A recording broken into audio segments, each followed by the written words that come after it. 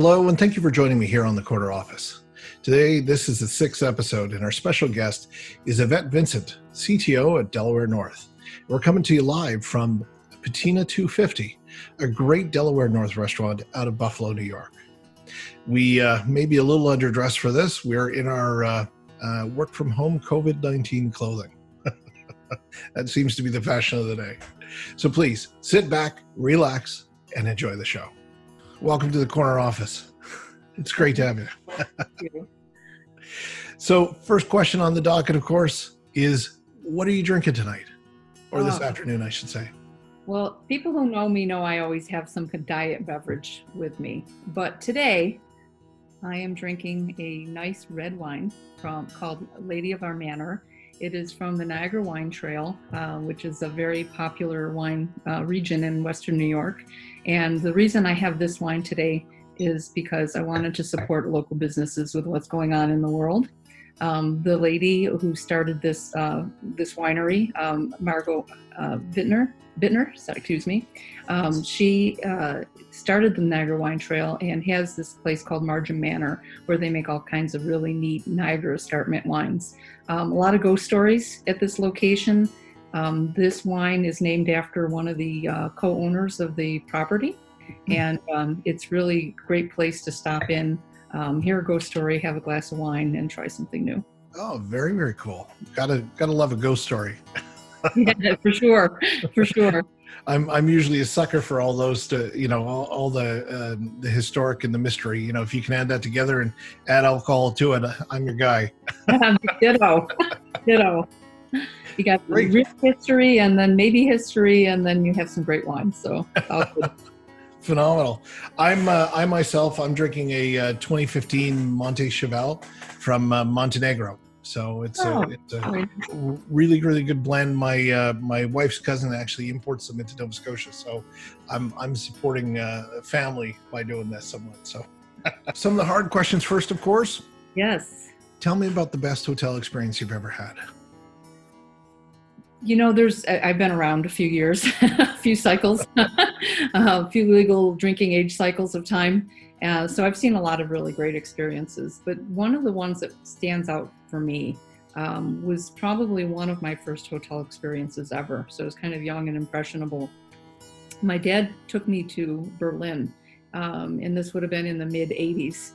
And we stayed at a, kind of not a hostel, but it was a really nice restaurant or really nice hotel with sort of custom rooms and just a small proprietor kind of shop. And my dad, who didn't speak English very well, this is mid 80s, so there wasn't mobile phone plans and things like that, tried to understand what international calling would cost and didn't really understand what the costs were. And the next morning he got an $80 bill for one phone call that he was on the call for really 50 minutes. And he was very upset. So he told the owner, who happened to be there, that he was very upset. And, more than likely my dad just didn't understand, and he was properly told but didn't understand. And my dad probably said, "Oh my gosh, our reputation's ruined." And the owner took us in his own personal vehicle and gave us a private tour of the city of Berlin to make up for it. Wow. And the ability to go out of your way, obviously you can't do that for everyone, but the ability to go out of your way to make it right, even if it was the customer's fault, more than likely, really impressed me and struck to what it takes to, for good customer service. Wow. That is definitely an interesting experience. I'm sure Berlin in the 80s would be a phenomenal experience.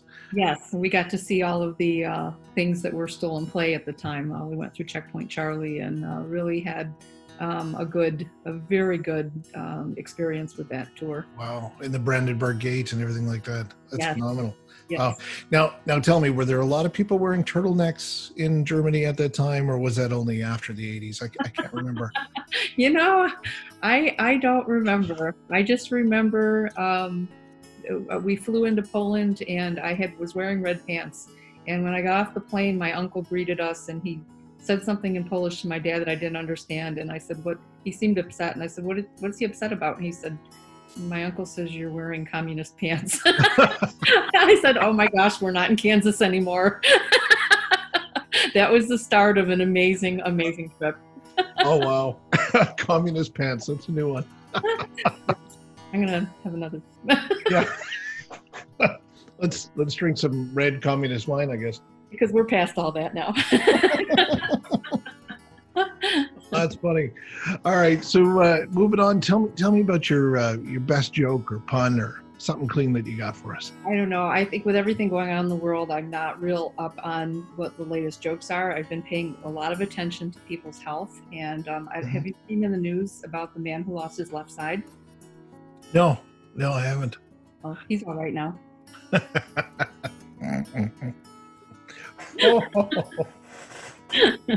Oh, that's funny. I think he dated the girl with one leg shorter than the other, right?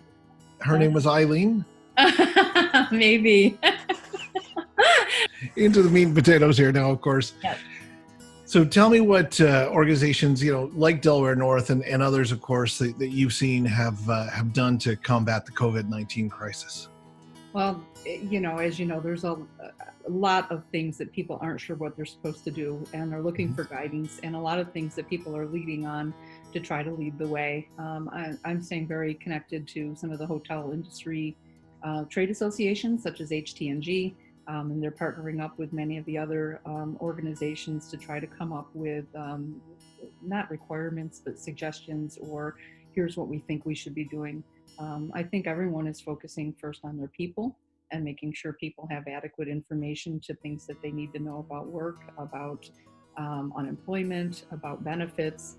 I think people are going out of their way to make sure that people have things to do with training, that whether they're still at work and they're taking on some additional responsibilities in areas they're not typically working on, or they're staying at home and spending time to brush up on their skills so that they can bring something back to work with them. There's a lot of focus on training. A lot of look in the legal aspects of contracts and what different force majeure clauses mean, and are they in your contracts? Do you have pay-as-you-go type of services that you can turn on? Are all your policies and procedures up to date, so that you have clarity about what you need to do for your staff and for your customers and for your other business partners? So I think a lot of work in the legal area, and certainly a lot of preparatory work about how people are going to stay in communication both before and after reopening, and what that might look like, what the work from home might look like in the future, how you might need to communicate more with your staff about changes in operational procedures and the cleanliness of certain areas if they followed the new cleaning procedures, and how you notify guests. So I think there's an awful lot of activity. And then, of course, the other technical areas. A lot of people are looking at upscaling their move to mobile, touchless, really pushing the frictionless experiences on a very strong fast forward. What's the first thing you're planning on doing when we emerge from this, both personally and professionally, when we emerge from COVID-19? Personally, I'm really looking forward to getting back out in with people. I like to ride my bike. I like to go to Western New York in particular has so many nice summer festivals, jazz festival, music festival, art festivals, outside theater, a lot of really cool things to do outside, some really great trails. I miss being able to just kind of go out and sit outside and kind of people watch or walk a trail. I'm really looking forward to doing that.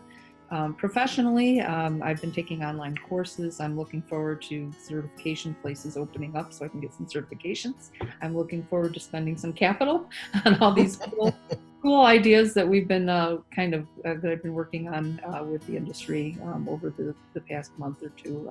Certainly before this all came about, and now ramping up the need to do more with it faster. Our company has a strong growth strategy, and taking the things that we know will compel our company forward and modifying them because of some of the changes that might be needed based on recent events, and looking to get those proof of concepts going as soon as possible. Speaking of bicycling, you, of course, we're in our work from home gear today. We certainly are. Cycle the Erie Canal. Can you tell me a little bit about that? Yes, that's the Parks and Trails of New York is an organization that is really looking. Well, one of the things that they do is that they're really looking to bring the outdoors to more people, and they've been a multi-year program to complete the Erie Canal from Buffalo all the way to New York City. And there's an annual bike ride that goes from Buffalo to Albany along the Erie Canal, and it's the majority of it's complete. There's still some sections where you have to come off of the Erie Canal and go onto roads, but it's an 8-day supported bike event. I've done it twice. I did it last year. I hadn't been in a couple of years, and so that's sort of my annual test of how bad my physical fitness has declined, and I use that sort of just to kind of gauge where I'm at compared to prior years. I did okay last year, though. I was really excited about it. I did all right. Very cool. I know we're in our COVID-19 clothes. I feel a little underdressed, I guess. We're here in beautiful Patina 250, one of the Delaware North properties that you've luckily given me access to, and I've got all this wine to drink. So it's a really, really cool facility. But in my COVID-19, I guess I'm lucky that nobody else is here. Otherwise, it would be I'd be a little underdressed. No, you would be right at home. We have all kinds of people that come to Patina 250. It's a great, really great, both a restaurant and a bar and a hangout location. It's located in the Buffalo, the corporate headquarters, and the food is just phenomenal. We have great executive chef, and you've got people who are going for business. You're people coming down after work, dressed business casual. You have people who are coming downtown. We have a ballpark and Buffalo Sabres hockey and a lot of sports in the area. So you'll have people coming in with their sports gear. So you have all levels of dress can enjoy Patina 250. It's my favorite hangout. All right. So last question, of course, where do you see the industry going in the next, 2, 3, 5 years out? I don't think I think it's a line in the sand has been drawn. I think we have the before and we have the after, and this is one of those events. We saw that with 9/11. There was before 9/11 and after 9/11, and security and how we thought about safety has changed. And I think how we think about health and how we think about the ecology and how we think, the environment and how we think about entertainment and where we work is all going to be a before versus an after scenario. If you look at the younger generations, they're obviously a lot more environmentally and socially aware and concerned, I think, than some of the previous generations. And I think that's only going to continue to grow. When I look at the news, I see images on the evening news where they show places in the world that because of the lack of cars on the road and the lack of activity, you can see mountains in the distance that you couldn't see previously because the pollution is dissipated somewhat, at least a little bit, enough that you can see more distant. I think there's some really positive short-term environmental effects that people are going to start looking at how they travel differently, where they work from differently, how they communicate differently. I think you're going to have more of a fluid workforce potentially. When I'm looking at things that we did very successfully at Delaware North, we did a lot of moving to the cloud 4 or 5 years ago. So most of our stuff's in the cloud. When you have a situation like this where the majority of your business is closed, what's really great about cloud services is you can turn off the services and not pay for them during the time that you're off, which is not true if you have physical infrastructure sitting in your environment. I think those ideas are going to shift even more towards the workforce as well. And you're going to start having more, why can't I work from anywhere? It's very technically possible. Why can't I have more micro workloads that I can outsource, on a pay-as-you-go needed kind of workforce. I think you're going to see a lot more movement to the cloud for those pay-as-you-go infrastructure services. The digital workplace experience is going to be on steroids from aggressively moving forward with super communication ways to communicate with both your guests and your staff. Stay connected, and I think we're gonna move away from a lot of physical infrastructure hardware to more mobile, more voice controlled systems, more chat, more machine learning and AI to drive voice enabled and multilingual enabled requests and responses and services. So I think it's good. I think we're going to come out of this very strong. Thank you very much for your time. I mean, this is definitely appreciated, and I appreciate that you've been able to spend a little bit of time with me. Although I would have preferred that we both be here drinking this wine other than just me. Yeah. But hard to interview 6 feet apart, right, over there. Oh yeah, this is true. Getting an Uber back from Halifax is not going to be cheap. I'm just going to just talk. That's true.